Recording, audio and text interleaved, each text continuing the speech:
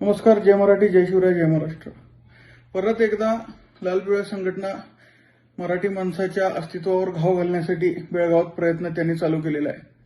बेळगावमध्ये 2005 साली सीमा प्रश्नाच्या सोडवणुकीसाठी जो ठराव करण्यात आला होता, त्या ठरावाला काउंटर करण्यासाठी ते परत एकदा महाजन अहवाल अंतिम असा ठराव करण्याच्या गोष्टी करतात आणि तशा पद्धतीचे निवेदन त्यांनी बेळगावातल्या आता नवनिर्वाचित महापौर आणि उपमहापौरांना दिलेलं आहे.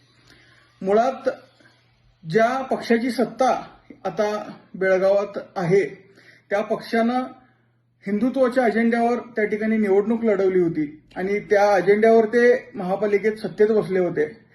महापालिकेत महाराष्ट्र एकीकरण समितीची सत्ता गेल्यानंतर ते बोलत होते की समितीच्या हातातून सत्ता गेली तरी पालिकेवर भगवाच आहे. तर मी त्यांना आठवण करून देऊ इच्छितो, मला वाटतंय 58 साली ठरावानिशी महापालिकेवर भगवा लावण्यात आला होता.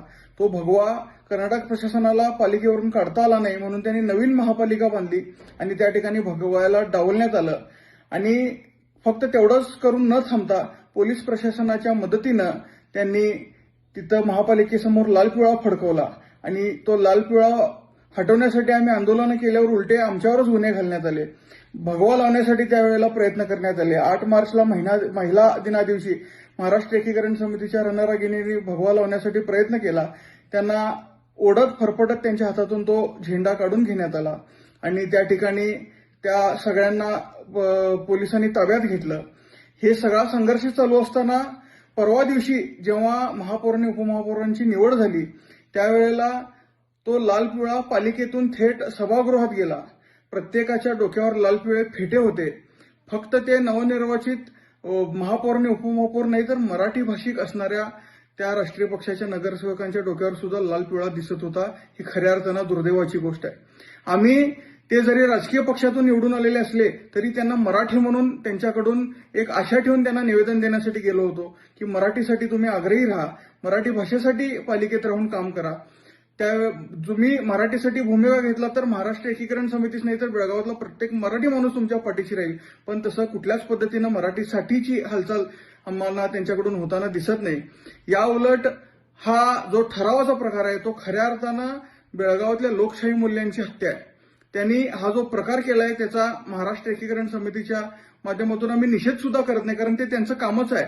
फक्त भूमिका आता मला त्या मराठी नगरसेवकांची जाणून घ्यायची आहे, कारण त्यांचा जो प्रतिनिधी होता त्यानं काय म्हटलंय की 58 पैकी 55 हे आमचे आहेत आणि त्यामुळं हा ठराव तुम्ही करावा.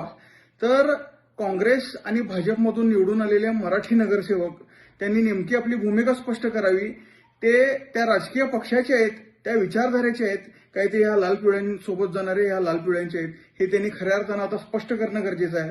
एखादा माणूस येतोय आणि 58 पैकी 55 हे आमचे आहेत, कन्नड भाषिक आहेत असं तो सांगतोय आणि सीमा प्रश्नाच्या विरोधी ठराव करावा असं त्यांना विनंती करतोय आणि त्यांचं निवेदन हसत हसत स्वीकारलं जात आहे. ही खऱ्या अर्थानं शोकांतिक आहे.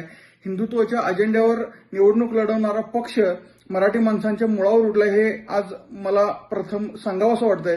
मराठी माणसांनी याचा विचार करावा आणि आपण कुणाच्या पाठीशी थांबतोय आणि कुणाच्या पाठीशी थांबलं पाहिजे हा विचार आता मराठी माणसांनी केला पाहिजे. महाराष्ट्र एकीकरण समितीनं ठेका घेतलाय का मराठी माणसांचा असं म्हणतात, पण समितीची सत्ता गेल्यावर बेळगावात मराठी भाषेची आणि मराठी माणसांची अवस्था ही आता न बघण्यासारखी झालेली आहे. यासाठी परत एकदा बेळगावातल्या मराठी माणसांना मी सांगू इच्छितो, तुम्ही दिलेल्या मतदानाचं हे बक्षीस त्या ठिकाणी तुम्हाला ते राष्ट्रीय पक्षातली लोक देत आहेत. भविष्यात असला कुठलाही प्रकार करताना नीट आपली सद्सद्विवेक बुद्धीचा विचार करून त्यांनी मतदान करावं अशी विनंती बेळगावातल्या प्रत्येक मराठी भाषिकांना करतोय. आणि परत एकदा राष्ट्रीय पक्षातून निवडून आलेल्या मराठी भाषिक नगरसेवकांना माझी विनंती आहे, अजूनही आम्ही तुम्हाला मराठी समजतो, मराठीचा अभिमान तुम्हाला आहे अशी एक भाबडी अशा आमच्या मनात आहे. त्याचा गळा तुम्ही घुटू नका. मराठी भाषेसाठी राहा, मराठी भाषेसाठी काम करा. तुम्ही जरी राष्ट्रीय पक्षातून निवडून आलेला असला तरी तुमच्या घरात मातृभाषा तुमची मराठी आहे. त्यामुळं त्याचं भान ठेवून तुम्ही भविष्यातले निर्णय घ्याल अशी आशा करतो. आणि त्या संघटनांना परत एकदा मी आव्हान करू इच्छितो, तुमच्यात हिंमत असेल तर तुम्ही ते करून दाखवा. महाराष्ट्र एकीकरण समितीच्या 3 नगरसेवकांनी भूमिका घेतलेली आहे. नगरसेवक पद गेलं तरी 72, पण ह्या ठरावाला कुठेही ठरा देणार नाही अशी भूमिका, ठाम भूमिका आमच्या नगरसेवकांनी घेतलेली आहे. त्यांचा अभिमान आहे.